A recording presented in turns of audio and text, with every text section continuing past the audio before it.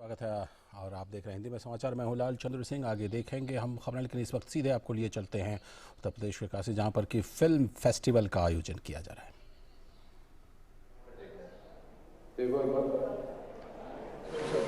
Check check भाई शायद रुक जाओ ना 2 मिनट। चेक चेक चलवा दो पीछे। हेलो हेलो माइक चलो ये done. Good good good. Okay next. सीधा प्रसारण ये बनारस से था, जहां पर कि काशी फिल्म महोत्सव की शुरुआत हो रही है। काशी फिल्म महोत्सव का शुभारंभ हो रहा है। हम आगे चल करके आपको यहां से लगातार खबरें दिखाएंगे और जो कुछ सीधा प्रसारण हो सकता है वो भी हम ज़रूर आपको दिखाएंगे इस फिल्म समारोह को लेकर के, क्योंकि ये काफ़ी महत्वपूर्ण घटना है। लेकिन उससे पहले एक बार ज़रा देख लेते हैं कि इस वक्त की हेडलाइंस क्या है। प्रधानमंत्री नरेंद्र मोदी ने दी हिमाचल को 11,000 करोड़ रुपए के विकास परियोजनाओं की सौगातें। पीएम ने 7,000 करोड़ रुपए की रेणुका बांध परियोजना और 1,800 करोड़ रुपए की लुहरी स्टेज 1 पनबिजली परियोजना की आधारशिला रखी। 2,000 करोड़ रुपए की शिमला जिले में पब्बर नदी पर बनी सावड़ा कुड्डू पनबिजली परियोजना का भी किया लोकार्पण। और पीएम मोदी ने 700 करोड़ रुपए से बनने वाली धौला सिद्ध पनबिजली परियोजना का भी किया शिलान्यास। और हिमाचल के मंडी से प्रधानमंत्री ने विपक्ष के परिवारवाद मॉडल पर साधा निशाना। कहा, आज देश में विकास के 2 मॉडल, एक मॉडल सबका साथ सबका विकास और दूसरा खुद का स्वार्थ और परिवार का विकास। प्रधानमंत्री ने हिमाचल को बताया देश के सबसे महत्वपूर्ण फार्मा हब में से एक। कहा, भारत को आज फार्मेसी ऑफ द वर्ल्ड कहा जाता है, तो उसके पीछे हिमाचल की बहुत बड़ी ताकत है। और साथ ही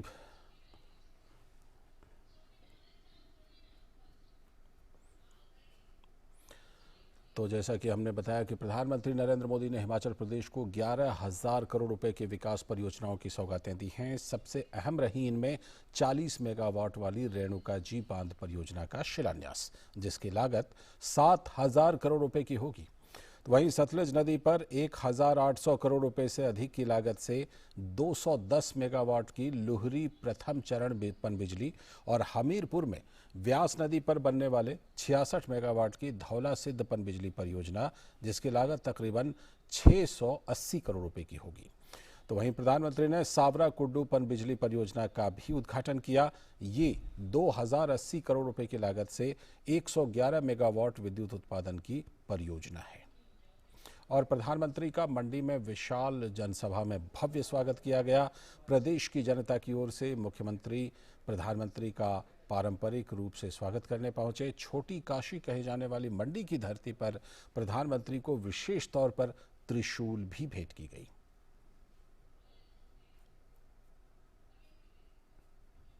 और प्रधानमंत्री ने इस अवसर पर हिमाचल प्रदेश सरकार के 4 साल पूरे होने पर एक कॉफी टेबल बुक का अनावरण भी किया।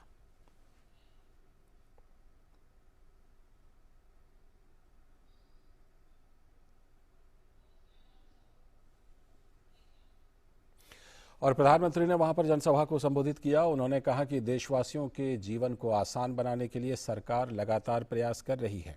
इसी कड़ी में बिजली की पर्याप्त मात्रा हर एक नागरिक को मिले, इसके लिए सरकार लगातार प्रयासरत है। उन्होंने कहा कि देश गैर जीवाश्म बिजली उत्पादन बढ़ा रहा है, इसके पीछे पर्यावरण का संरक्षण मकसद है। प्रधानमंत्री ने बताया कि देश ने सोलर पावर से लेकर हाइड्रो पावर के क्षेत्र में तेज गति से प्रगति की है। भारत ने 2016 में ये लक्ष्य रखा था कि वो साल 2030 तक अपनी इंस्टॉल इलेक्ट्रिसिटी कैपेसिटी का 40% नॉन फोसिल एनर्जी सोर्स से पूरा करेगा। आज हर भारतीय को इसका गर्व होगा कि भारत ने अपना ये लक्ष्य इस साल नवंबर में ही प्राप्त कर लिया है। यानी जो लक्ष्य 2030 का था, भारत ने वो 2021 में ही हासिल कर लिया। और उन्होंने पूर्ववर्ती विपक्षी सरकार पर तंज कसा और कहा कि विलंब की विचारधारा वालों ने हिमाचल को बहुत नुकसान पहुंचाया है, जबकि भाजपा की सरकार का कमिटमेंट सिर्फ विकास के लिए है।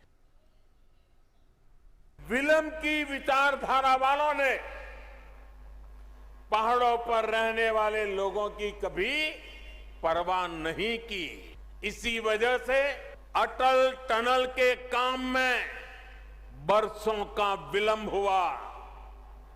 रेणुका जी परियोजना में भी 3 दशकों का विलंब हुआ। उन लोगों की विलंब की विचारधारा से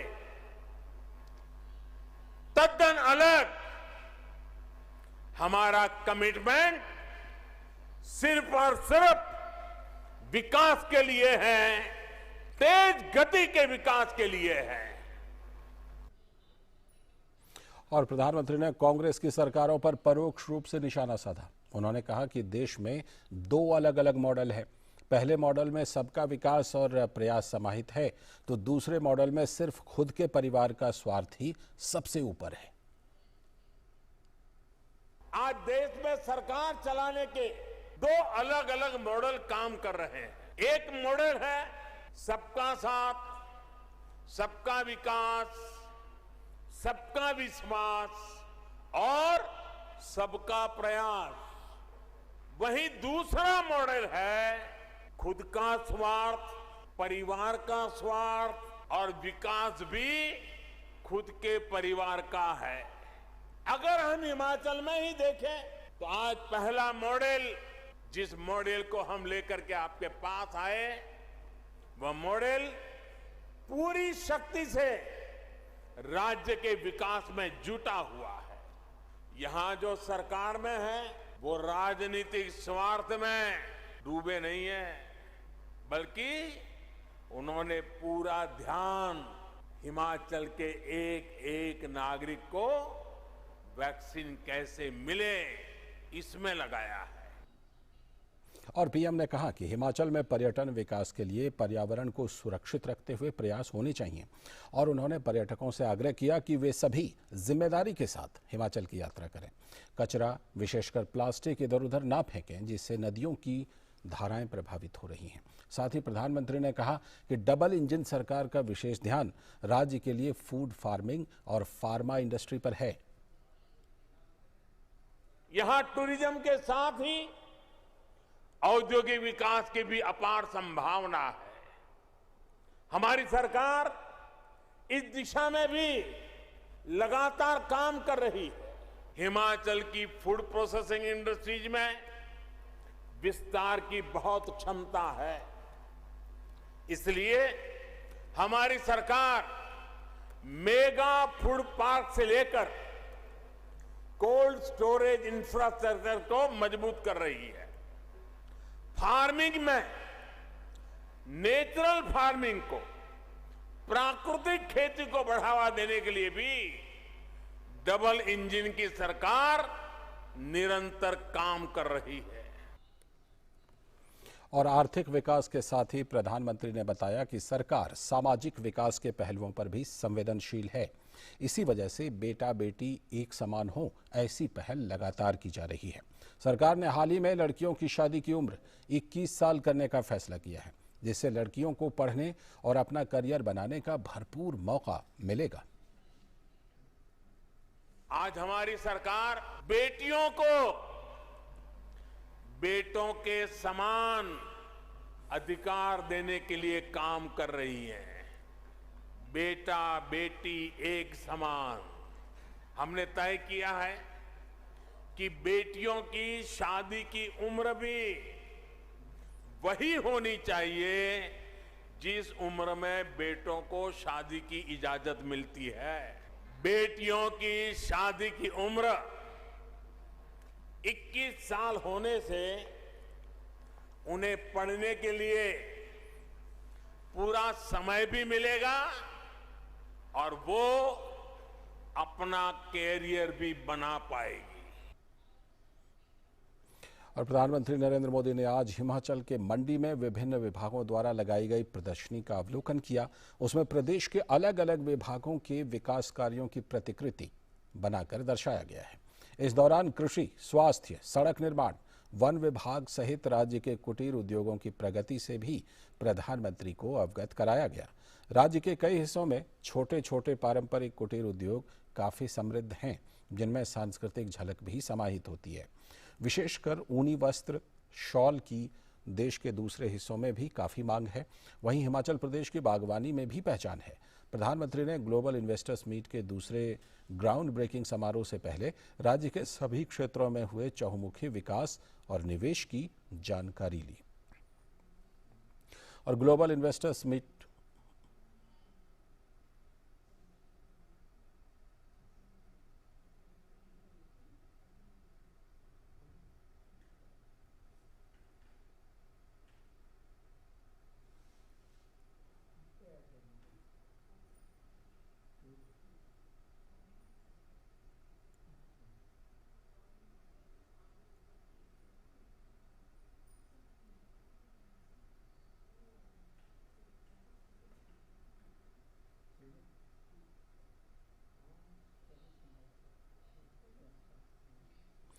ग्लोबल इन्वेस्टर्स मीट के दूसरे ग्राउंड ब्रेकिंग समारोह के मंच पर प्रधानमंत्री नरेंद्र मोदी का मुख्यमंत्री जयराम ठाकुर ने औपचारिक रूप से अभिनंदन किया।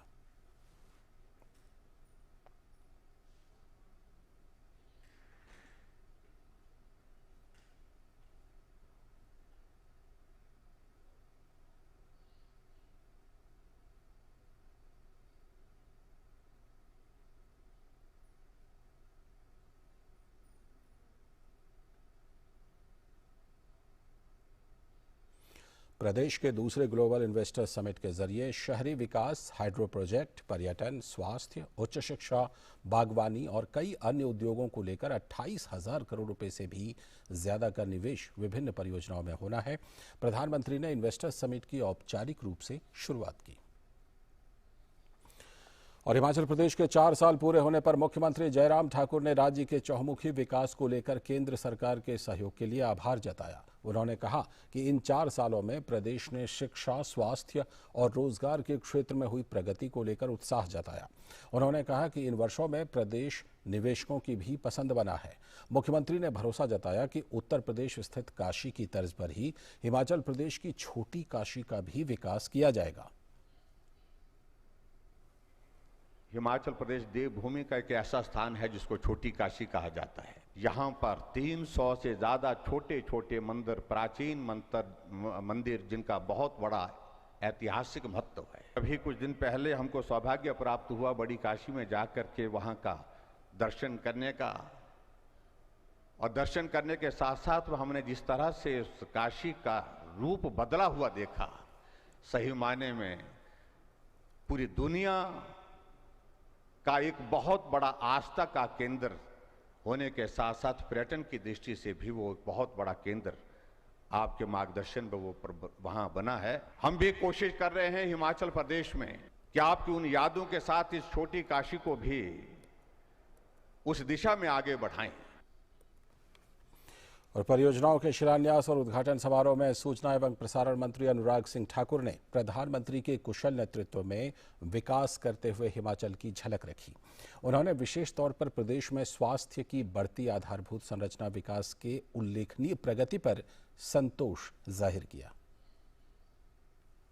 आदरणीय मोदी जी ने विरासत भी और विकास भी, जहां विरासत को बचाने का काम किया, मंदिरों का पुनर्निर्माण किया, वहीं पर भारत को विकास की दृष्टि से नई ऊंचाइयों पर ले जाने का काम किया है। कोई क्षेत्र उठाकर देख लीजिए, स्वास्थ्य का क्षेत्र हो तो हिमाचल के लोगों को पीजीआई चंडीगढ़ या दिल्ली एम्स जाना पड़ता था। मोदी जी आए तो 1140 करोड़ का एम्स, 550 करोड़ का पीजीआई, 4 मेडिकल कॉलेज और कई यहां पर अस्पताल बनाने का काम नरेंद्र मोदी जी के कारण यहां पर शुरू हो पाया है। मेरे भाई और बहन, और सूचना एवं प्रसारण तथा युवा एवं खेल मामलों के मंत्री ने महामारी के दौरान केंद्र सरकार द्वारा सबको वैक्सीन, मुफ्त वैक्सीन के देशव्यापी कार्यक्रम की सराहना की।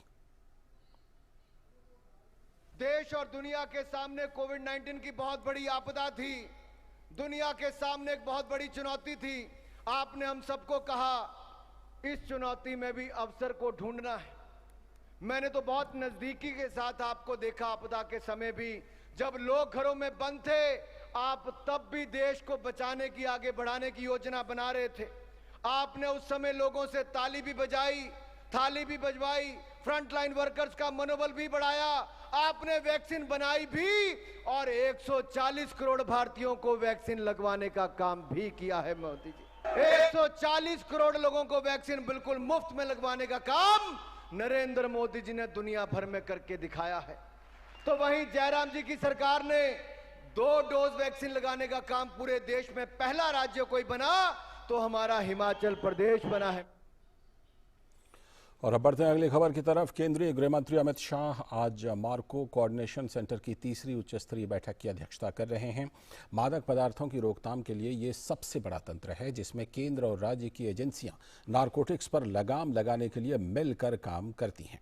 इस बैठक में सभी राज्यों और केंद्र शासित प्रदेशों के मुख्य सचिवों और पुलिस महानिदेशकों के साथ ही नारकोटिक्स कंट्रोल ब्यूरो और असम राइफल्स के प्रमुख और केंद्रीय गृह मंत्रालय के वरिष्ठ अधिकारी भी हिस्सा ले रहे हैं। केंद्रीय मंत्री डॉक्टर जितेंद्र सिंह ने कहा है कि पीएम मोदी के नेतृत्व में जम्मू कश्मीर में लगातार विकास कार्य किया जा रहा है। देश विदेश के निवेशक आज यहां आकर स्थानीय लोगों के लिए रोजगार लेकर आ रहे हैं। घाटी में सभी इलाकों में जन सुविधाओं पर भी विशेष ध्यान दिया जा रहा है। The real question is, the industry is moving fast, but are we also moving at the equal pace? And the real question is, the investors that you see in this room are ready. Are we also ready to receive them? And the real question is, there's a lot of physical activity happening around us today, as you've seen for the last 1 hour. But is there also any activity happening in the mindset, or the mindset is the same? और अब अगली खबर। नोएडा स्थित केंद्रीय वाणिज्य एवं उद्योग मंत्रालय के footwear design and development institute के दीक्षांत समारोह में केंद्रीय वाणिज्य एवं उद्योग राज्य मंत्री अनुप्रिया पटेल शामिल हुईं। उन्होंने संस्थान परिसर का अवलोकन किया और एक डिजिटल रूम का भी अनावरण किया। उन्होंने उत्तीर्ण विद्यार्थियों को डिग्री प्रदान की। उन्होंने कहा कि भारत दुनिया की सबसे युवा आबादी वाला देश है। युवाओं के कंधों पर देश का भविष्य है।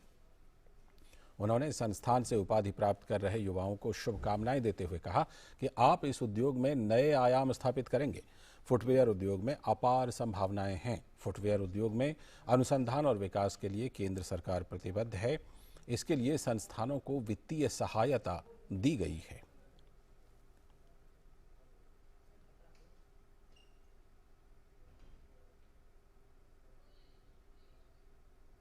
I'm here to assure you that the Government of India is fully committed to the growth of this institute, and there are so many different campuses where we are developing centers of excellence, for which Government of India has approved some 129 crores, which is a huge amount, so that we are able to promote more and more research and development insofar as the footwear design and development industry is concerned.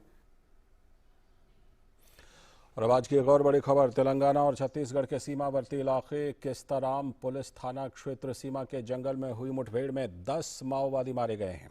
6 माओवादियों के शव बरामद भी कर लिए गए हैं।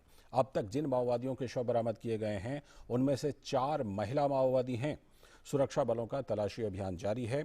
तेलंगाना के भद्रादी कोठागुडेम जिले के एसपी सुनील शर्मा ने बताया कि तेलंगाना छत्तीसगढ़ पुलिस ने और सीआरपीएफ के एक संयुक्त अभियान में ये माओवादी मारे गए हैं। साथ ही उन्होंने कहा कि पूरे इलाके की घेराबंदी कर दी गई है। स्थिति की निगरानी की जा रही है। पुलिस ने बताया कि सर्च ऑपरेशन के दौरान सूचना मिली कि नक्सली सुरक्षा बलों पर हमला करने की फिराक में हैं। इसके बाद साझा अभियान के तहत उन पर कार्रवाई की गई। सुरक्षा बलों और नक्सलियों के बीच सोमवार सुबह करीब 6:30 बजे मुठभेड़ शुरू हुई। ये ऑपरेशन तेलंगाना की तरफ से लॉन्च हुआ था और किस तरह से हमारी टीमें भी नीचे सपोर्ट में लेती थी। पिसल पाड़ू के साउथ ईस्ट में एनकाउंटर हुआ है। इस एनकाउंटर में नक्सलियों ने हमारी ग्राउंड और सीआरपीएफ टीमों पे गोलीबारी की, जिसके जवाब में उन्होंने रिप्लाई देते हुए 6 नक्सलियों को इसमें मार गिराया। एरिया की सर्चिंग कंप्लीट हो गई है और भद्राद्री कोत्तागुड़म पुलिस की टीम जो है वहां से शवों को लेकर उस तरफ से निकल के सुकमा लेके आया जा रहा है शवों को, और अग्रिम कानूनी कार्रवाई की जाएगी। और अब अगली खबर बात करते हैं काशी फिल्म महोत्सव की। उत्तर प्रदेश सरकार की फिल्म नीति फिल्म बंधु को बढ़ावा देने के उद्देश्य से काशी फिल्म महोत्सव आज से शुरू हो रहा है। यह महोत्सव आज़ादी का अमृत महोत्सव के हिस्से के रूप में उत्तर प्रदेश की समृद्ध संस्कृति और विरासत को प्रदर्शित करने के लिए एक मंच प्रदान करता है।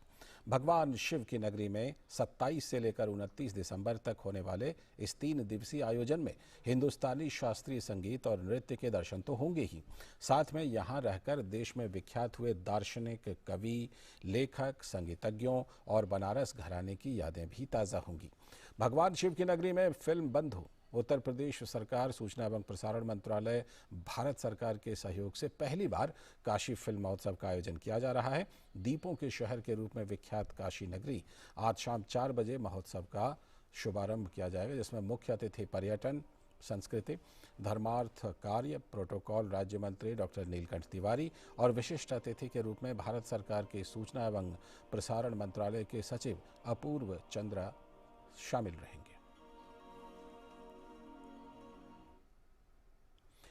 और फिल्म महोत्सव के आयोजन को लेकर सूचना एवं प्रसारण सचिव अपूर्व चंद्र से बात की हमारे सहयोगी हरिकेश बहादुर सिंह गौतम ने।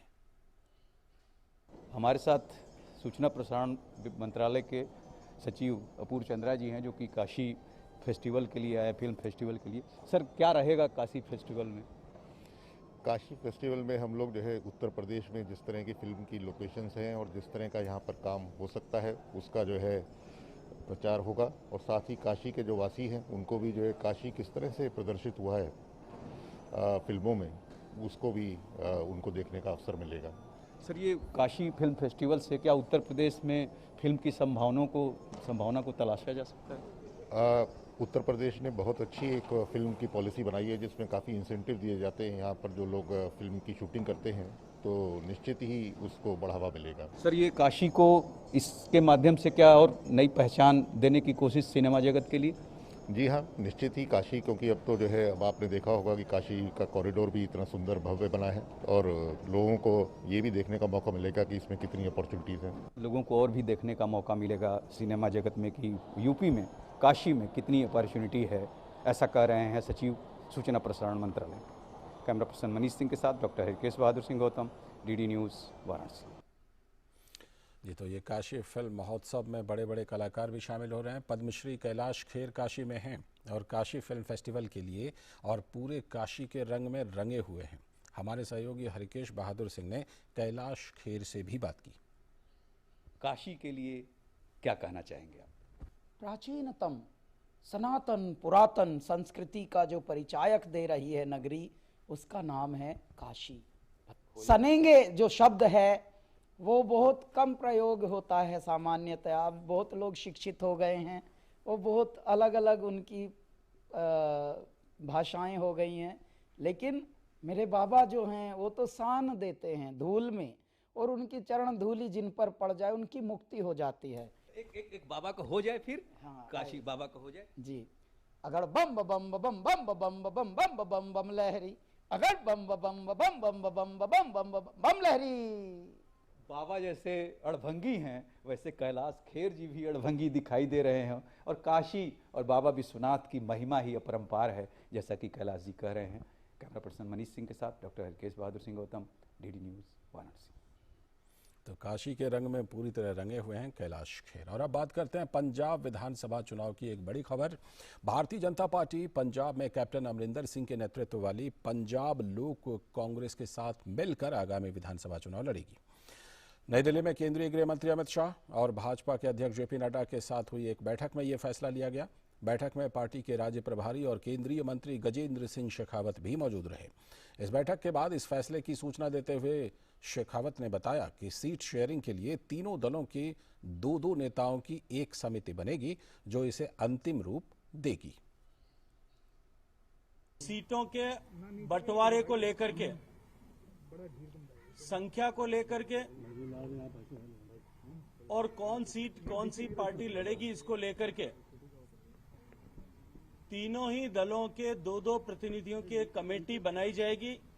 आज नाम तय किए जाएंगे और आने वाले 1-2 दिन के बाद में उसकी बैठक होगी और बैठक में इन सारे विषयों पर विचार करने के साथ साथ में पंजाब से जुड़े हुए विषय, सिखों से जुड़े हुए विषय, कृषि से जुड़े हुए विषय और पंजाब में जो बहुत बड़ा तबका है ओबीसी, उन सब से जुड़े हुए विषय, इन सब विषयों के ऊपर व्यापक चर्चा करने के बाद में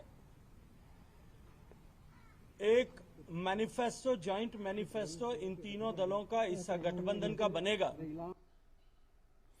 और अब बात उत्तर प्रदेश की, जहां आगामी विधानसभा चुनाव के मद्देनजर दिल्ली में भाजपा के राष्ट्रीय अध्यक्ष जेपी नड्डा ने प्रदेश के कई प्रमुख नेताओं के साथ बैठक की। बीजेपी के राष्ट्रीय अध्यक्ष जेपी नड्डा से पूर्व केंद्रीय मंत्री शिव प्रताप शुक्ला, उत्तर प्रदेश के ऊर्जा मंत्री श्रीकांत शर्मा, ब्रिजेश पाठक, अभिजात मिश्रा, आनंद शुक्ला, सतीश द्विवेदी और पूर्व केंद्रीय मंत्री महेश शर्मा ने मुलाकात की। राज्य में पार्टी की आगामी रणनीति के लिहाज से इस बैठक को महत्वपूर्ण माना जा रहा है।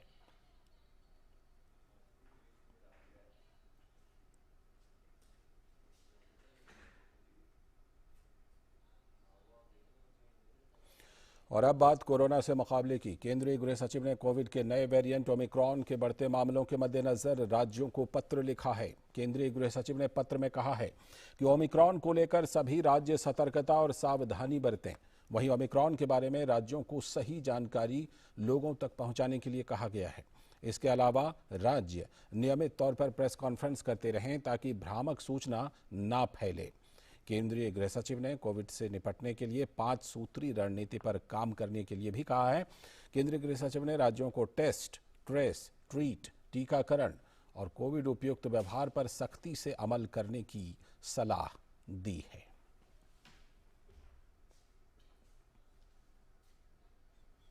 और इस बीच देश में ओमिक्रॉन के 578 मामले दर्ज किए गए हैं, जिनमें 151 लोग ठीक भी हो गए हैं। अब तक 19 राज्यों में ओमिक्रॉन अपना पांव पसार चुका है। आखिर ओमिक्रॉन के क्या हैं लक्षण, कैसे इनसे बचें और क्या है इससे बचाव की सरकार की तैयारी, आइए देखते हैं इस खास रिपोर्ट में। एक तरफ पूरे देश में कोविड के मामलों में कमी दर्ज की जा रही है, वहीं दूसरी तरफ ओमिक्रॉन के मामलों में बढ़ोतरी देखी जा रही है। ओमिक्रॉन अब तक 19 राज्यों में अपने पांव पसार चुका है। देश में 500 से ज्यादा ओमिक्रॉन के मामले सामने आए हैं। अच्छी बात यह है कि इससे अब तक 151 लोग ठीक हो गए हैं। जानकारों का कहना है कि ओमिक्रॉन से घबराने की जरूरत नहीं है, इसके अब तक मामूली लक्षण देखे जा रहे हैं। घबराने वाला इशू नहीं है। दूसरा, अभी तक जो भी डेटा आया है उसके हिसाब से ओमिक्रॉन जो है माइल्डर डिजीज़ है। हम इससे सीवियर इन्फेक्शन को झेल चुके हैं और अच्छी तरह से बाहर आ पाए हैं। तो मेरा मानना है कि हमें सिर्फ यही मैं कहूँगा कि 2 चीज़ें हम सबको करनी चाहिए। एक, वैक्सीन अपनी पूरी लगाएं। जिनको सेकेंड डोज ड्यू है वो आगे आके वैक्सीन लगाएं। जिन्होंने अभी तक वैक्सीन नहीं लगाई है वो अपना वैक्सीन ज़रूर लगाएं, क्योंकि ये अब डेटा डेफिनेटली है कि चाहे कोई भी वेरिएंट हो, अगर हम वैक्सीन लगाएंगे तो हमें प्रोटेक्शन मिलेगा सीवियर डिजीज और मोर्टेलिटी से। जहां तक लक्षण की बात है तो ओमिक्रॉन के भी वही लक्षण हैं जो डेल्टा वेरिएंट के थे, जैसे जुकाम, नज़ला, गले में खराश, बुखार, बदन में दर्द। किसी किसी को तो इसमें कोई भी लक्षण नहीं देखे जा रहे हैं। ओमिक्रॉन से निपटने के लिए सरकार ने भी कमर कस ली है। देश में 18 लाख आइसोलेशन बेड हैं, 5 लाख ऑक्सीजन सपोर्ट बेड हैं, 90,000 बच्चों के बेड हैं, जिसमें आईसीयू और बिना आईसीयू के बेड भी शामिल हैं। 3,000 पीएससी प्लांट काम कर रहे हैं। 4 लाख ऑक्सीजन सिलेंडर पूरे देश में बांटे गए हैं। यही नहीं, देश के सभी निजी और सरकारी मेडिकल कॉलेज में भी ऑक्सीजन का पीएससी प्लांट लग रहा है। हमने कह दिया हर कॉलेज के अंदर एक पीएससी टेक्निक से ऑक्सीजन का प्लांट लगना चाहिए हर एक कॉलेज में, depending on bed strength, bed number, 1 या 1 से ज़्यादा। हमने ये भी कह दिया एनएमसी के थ्रू कि सारे कॉलेजेस जो बन रहे नए, उनके हॉस्पिटल में हर बेड पे पाइप्ड ऑक्सीजन सप्लाई होनी चाहिए। देश के सभी मेडिकल कॉलेज में स्किल लैब तैयार किया गया है और मेडिकल के छात्रों को कोविड की चुनौतियों से निपटने के लिए प्रशिक्षण दिया जा रहा है। लेकिन सबसे जरूरी बात है कि हम सब कोविड प्रोटोकॉल का पालन करें, तभी ओमिक्रॉन से बेहतर तरीके से पार पा सकेंगे। नितेंद्र सिंह की रिपोर्ट, डीडी न्यूज, दिल्ली। और बच्चों के टीकाकरण के लिए स्कूल पहचान पत्र को भी पंजीकरण के लिए मान्य दस्तावेज के तौर पर प्रयोग किया जा सकेगा। कोविन प्लेटफॉर्म के प्रमुख डॉक्टर RS शर्मा ने बताया कि पंजीकरण की प्रक्रिया 1 जनवरी से शुरू हो जाएगी। There are 9 documents which are eligible, which you can show any document out of those 9. So we are allowing the student identity card also to be one of the 10th document in case of children between 15 to 18 years of age, and they will be able to register, and they will be able to register from 1st of January because the jabs will start from 3rd of January onwards. अगली खबर, उत्तर प्रदेश के मुख्यमंत्री योगी आदित्यनाथ ने लखनऊ में साहिबजादा दिवस में हिस्सा लिया और गुरुद्वारा पहुंचकर मत्था टेका। साहिब श्री गुरु गोविंद सिंह जी महाराज जी के 4 साहिबजादों एवं माता गुजरी जी की शहादत को समर्पित साहिबजादा दिवस के अवसर पर मुख्यमंत्री योगी आदित्यनाथ गुरुबाणी कीर्तन में भी सम्मिलित हुए और इस अवसर पर मुख्यमंत्री योगी आदित्यनाथ ने भारत की गुरु परंपरा का जिक्र करते हुए इसे एक दिव्य परंपरा बताया। योगी आदित्यनाथ ने कहा कि देश और दुनिया में सिख कौम अपने पुरुषार्थ के लिए जाना जाता है। कश्मीरी पंडितों को रक्षा करने के लिए अपना शहादत देने वाले गुरु तेग बहादुर जी कौन उन्हें विस्मृत कर सकता है। विदेशी आक्रांताओं का जवाब देने के लिए अलग अलग सिख गुरुओं ने अलग अलग समय में जो प्रेरणा प्रदान की कि अगर आप बाधा बनेंगे हमारी धार्मिक परंपरा में तो हम भी इसका जवाब इसी रूप में देंगे, अलग अलग कालखंड में देखने को मिला। और महत्वपूर्ण खबर, भारत निर्वाचन आयोग ने आज केंद्रीय स्वास्थ्य सचिव राजेश भूषण सहित स्वास्थ्य और परिवार कल्याण मंत्रालय के वरिष्ठ अधिकारियों के साथ एक बैठक की। नई दिल्ली में हुई इस बैठक में 5 राज्यों में आगामी विधानसभा चुनावों के लिए मौजूदा कोरोना के हालात पर चर्चा की गई। इसके अलावा आयोग ने 5 चुनावी राज्यों में ड्रग्स की रोकथाम के लिए NCB के शीर्ष अधिकारियों के साथ भी बैठक की और चुनावी राज्यों में सीमा पर सुरक्षा और चुनाव के दौरान सुरक्षा बलों की तैनाती को लेकर ITBP, BSF और SSB के सीनियर अधिकारियों के साथ भी बैठक की।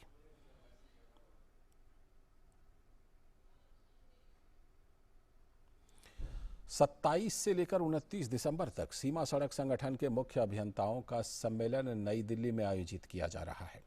इस कार्यक्रम का मकसद संगठन से जुड़े मुख्य अभियंताओं के कामकाज से जुड़े विषयों पर चर्चा के साथ साथ सीमावर्ती क्षेत्रों में आधारभूत संरचनाओं के विकास से जुड़ी बातों पर गहन मंथन करना है। PRO आज दुनिया में हाई अल्टीट्यूड में road construction, tunnel construction, bridges बनाने में सर्वश्रेष्ठ संस्थाओं में एक है। ये एक्सपर्टाइज हम केवल अपने ही देश में नहीं बल्कि जो हमारे मित्र देश हैं जिन पे अभी ये क्षमता नहीं है कि इस ऊंचाइयों पे इस काम कर सकें, उनके साथ भी साझा कर सकें, अपनी एक्सपर्टाइज शेयर कर सकें। और एक महत्वपूर्ण खबर जम्मू कश्मीर से, जहां पहले रियल एस्टेट शिखर सम्मेलन का आयोजन किया जा रहा है। इस अवसर पर केंद्रीय आवासन और शहरी कार्य मंत्री हरदीप पुरी ने हाउसिंग स्कीम और जम्मू कश्मीर मिशन पोर्टल का उद्घाटन किया। इस सम्मेलन में केंद्रीय मंत्री जितेंद्र सिंह भी शामिल हुए। सम्मेलन को संबोधित करते हुए जितेंद्र सिंह ने कहा कि पिछले 3 वर्षों में जम्मू कश्मीर में बहुत बदलाव हुआ है। और जम्मू कश्मीर के उपराज्यपाल मनोज सिन्हा ने इस सम्मेलन को संबोधित करते हुए कहा कि इससे जम्मू कश्मीर में निवेश, रोजगार और GDP में कई गुना बढ़ोतरी होगी। उपराज्यपाल ने न्यू इंडस्ट्रियल स्कीम के तहत 60,000 करोड़ रुपए के निवेश आने की उम्मीद जताई। और फिलहाल वक्त है एक छोटे से ब्रेक का, लेकिन जल्दी ही लौटेंगे। आप देखते रहिए DD न्यूज़।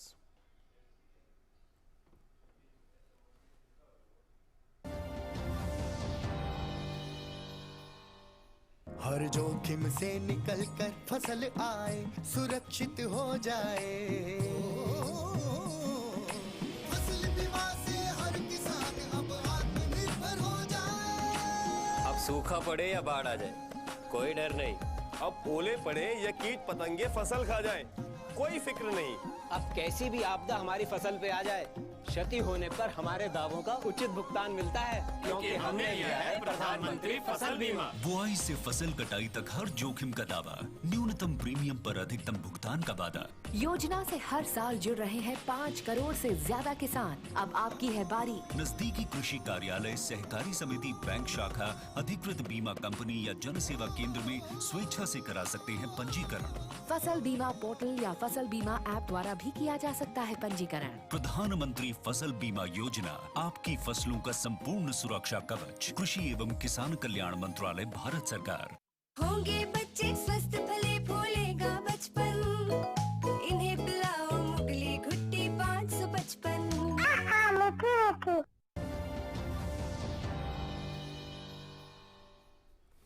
ब्रेक के बाद एक बार फिर से आपका स्वागत है। आप देख रहे हैं डीडी न्यूज़ पर हिंदी में समाचार। आगे की खबरों में उपराष्ट्रपति एम वेंकैया नायडू ने आज चेन्नई में भारतीय वाणिज्य एवं उद्योग महासंघ फिक्की के पूर्व अध्यक्ष वीएल दत्त के जीवन पर आधारित एक किताब का विमोचन किया। किताब विमोचन के कार्यक्रम में अपने संबोधन में उन्होंने कहा कि फिक्की के अध्यक्ष पद पर रहते हुए जहां संस्थान को प्रगति के नए आयाम उन्होंने दिए, वहीं उन्होंने देश के विकास के लिए भी अपनी अहम भूमिका निभाई है।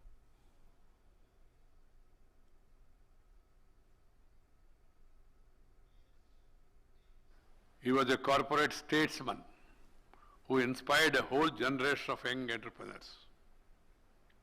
As executive chairman of the KCP, Sri Dutt Garu made successful ventures in various sectors, including cement, sugar, heavy industrial machinery, power generation, IT and hospitality. और अब बात मौसम के बदले मिजाज की। उत्तर भारत के कई हिस्सों में बर्फबारी हो रही है। अरुणाचल प्रदेश के तवांग और पश्चिमी कामेंग जिले के कुछ हिस्सों में बर्फबारी हुई है। सड़कें बर्फ की सफेद चादर से पूरी तरह ढक चुकी हैं।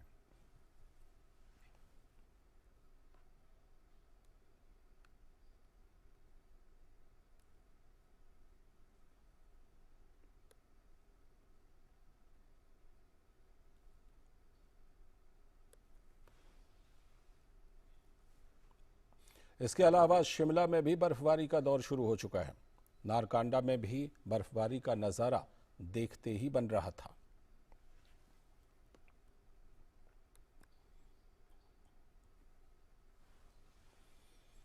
ये बर्फबारी और वहां पर पहुंचे हुए पर्यटक इस बर्फबारी का मज़ा लेते हुए, लुत्फ लेते हुए।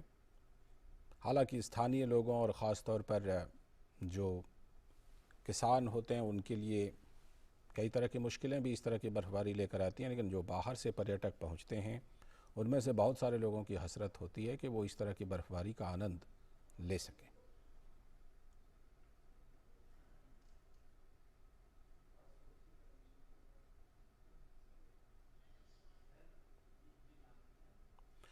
और वहीं उत्तराखंड के चमोली बद्रीनाथ धाम में भी बर्फबारी हुई है। पर्यटन क्षेत्रों में ताज़ा बर्फबारी से यहां आने वाले सैलानी काफ़ी खुश दिखाई दे रहे हैं।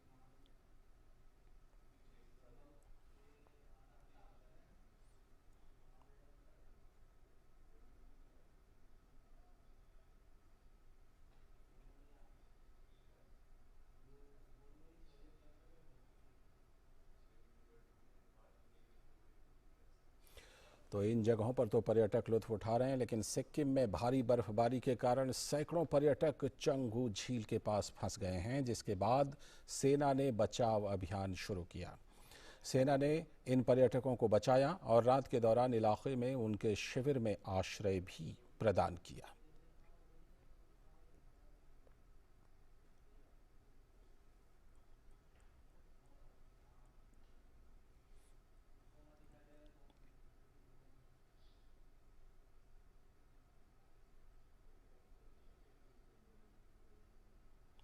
और इधर भीषण बर्फबारी के कारण हिमाचल प्रदेश के मंडी जिले में पराशर झील के आसपास फंसे हुए 40 वाहनों और लगभग 150 लोगों को भी पुलिस ने बचाया।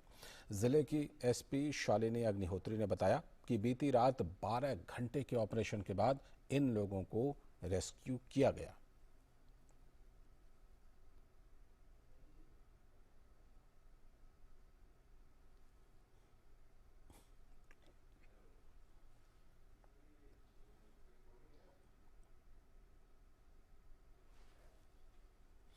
और इन सब के बीच भारत मौसम विभाग ने अगले 3 दिनों में उत्तर पश्चिम, मध्य और पूर्वी भारत में बारिश की आशंका व्यक्त की है।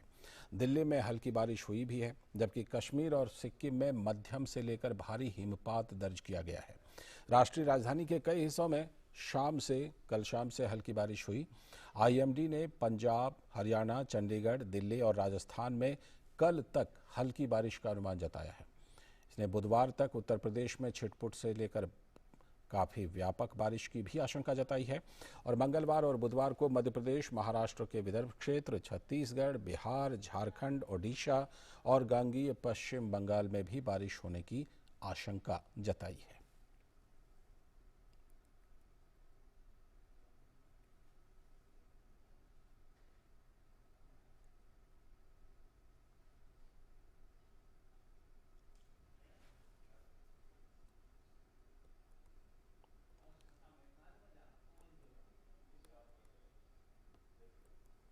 और उधर कश्मीर में अधिकांश स्थानों पर न्यूनतम तापमान हिमांक बिंदु से भी नीचे दर्ज किया गया।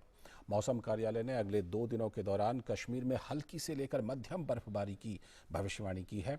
कश्मीर घाटी वर्तमान में 40 दिनों की सबसे कठोर सर्दी की चपेट में है, जिसे चिल्लाए कला के नाम से जाना जाता है। इधर पंजाब के अमृतसर में आज सुबह घना कोहरा छाया रहा। अमृतसर में लोगों को बढ़ती ठंड और घने कोहरे के कारण कई दिक्कतों का सामना करना पड़ रहा है। मौसम विभाग के अनुसार मौसम के पूर्वानुमान के मुताबिक आगे सप्ताह भर मौसम खराब रह सकता है।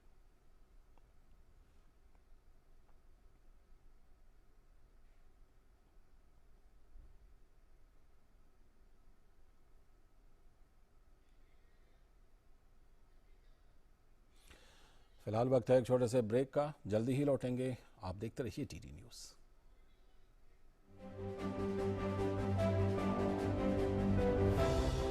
नए जमाने की नई तस्वीर। अब छत पर लगे टीवी एंटेना को कहो गुड बाय सदा के लिए। समय के साथ बदलें, आगे बढ़ें। ले आए आज ही दूरदर्शन का डीडी फ्री डिश। इसमें है आपके पसंदीदा 100 से ज्यादा टीवी चैनल्स। इसके अलावा 51 एजुकेशनल यानी पढ़ाई लिखाई वाले चैनल्स और 48 रेडियो चैनल्स। और तो और सेट टॉप बॉक्स लगवाने के बाद कोई खर्चा नहीं, बिल्कुल नहीं। डिजिटल क्रांति की ओर एक। ब्रेक के बाद एक बार फिर से आपका सीधा स्वागत है और अब आपको सीधे लिए चलते हैं काशी फिल्म महोत्सव में, जहां पर कि 3 दिनों का ये समारोह आयोजित किया जा रहा है। सीधे लिए चलते हैं आपको काशी फिल्म महोत्सव, बनारस में इसका आयोजन किया जा रहा है।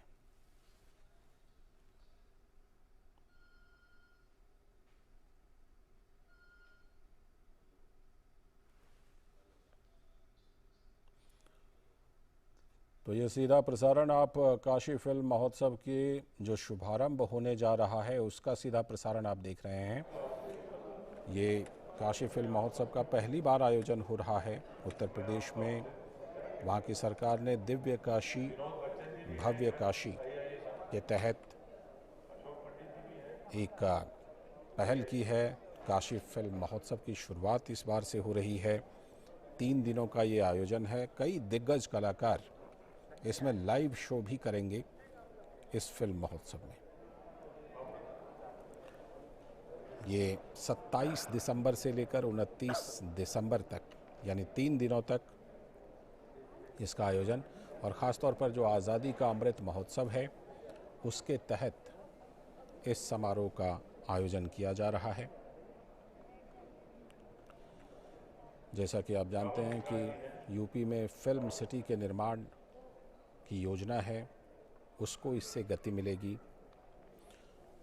और ये आयोजन हाल ही में जो वाराणसी में रुद्राक्ष कन्वेंशन सेंटर बनकर तैयार हुआ है, वहाँ पर ये आयोजन किया जा रहा है।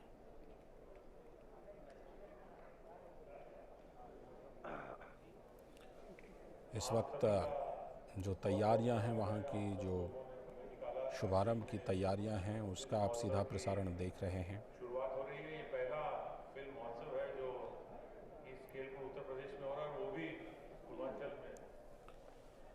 कई जाने माने कलाकारों के हिस्सा लेने की संभावना है। प्रसिद्ध फिल्म अभिनेत्री हेमा मालिनी, कैलाश खेर, प्रसिद्ध गायक रवि किशन, हास्य कलाकार राजू श्रीवास्तव, कुछ ऐसे नाम हैं जो इस फिल्म समारोह में हिस्सा लेंगे। अच्छे शुरुआत करते हैं जो हमारी भारतीय परंपरा है। मैं आप सभी से अनुरोध करूंगा कि संयुक्त रूप से